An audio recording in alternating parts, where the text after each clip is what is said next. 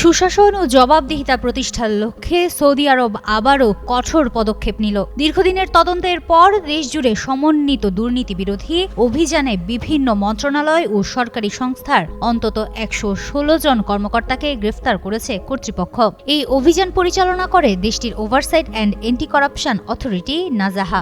আরবি দৈনিক ওকাজের বরাত দিয়ে গলফ নিউজ জানায়, ২০২৫ সালের ডিসেম্বর মাস জুড়ে পরিচালিত একাধিক অভিযানে ঘুষ গ্রহণ ও ক্ষমতার অপব্যবহারের অভিযোগে মোট ৪৪৬ জনকে জিজ্ঞাসাবাদ করা হয়।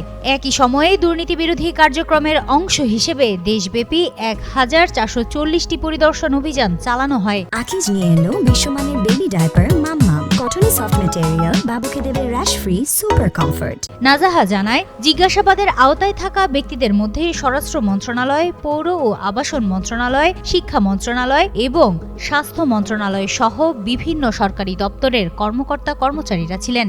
তদন্তে মূলত ঘুষ গ্রহণ ও সরকারি ক্ষমতার অপব্যবহারের অভিযোগ প্রাধান্য পেয়েছে। সংস্থাটি আরও জানায়, অভিযুক্তদের বিচার বিভাগের কাছে হস্তান্তরের প্রস্তুতি হিসেবে প্রয়োজনীয় আইনি প্রক্রিয়া সম্পন্ন করা হচ্ছে। ফৌজদারি কার্যবিধি অনুযায়ী ১১৬ জনকে সন্দেহভাজন হেফাজতে নেওয়া হয়েছে, যাদের মধ্যে কয়েকজনকে পরবর্তীতে জামিনে মুক্তি দেওয়া হয়েছে। নাজাহার ভাষ্য অনুযায়ী, রাষ্ট্রীয় অর্থের সুরক্ষা, সততা ও জবাবদিহিতা নিশ্চিত করাই এই অভিযানের মূল লক্ষ্য। পাশাপাশি আর্থিক বা প্রশাসনিক দুর্নীতির তথ্য টোল ফ্রি নম্বর ৯৮০ কিংবা নাজাহার ওয়েবসাইটে জানাতে জনগণের সহযোগিতা কামনা করেছে কর্তৃপক্ষ।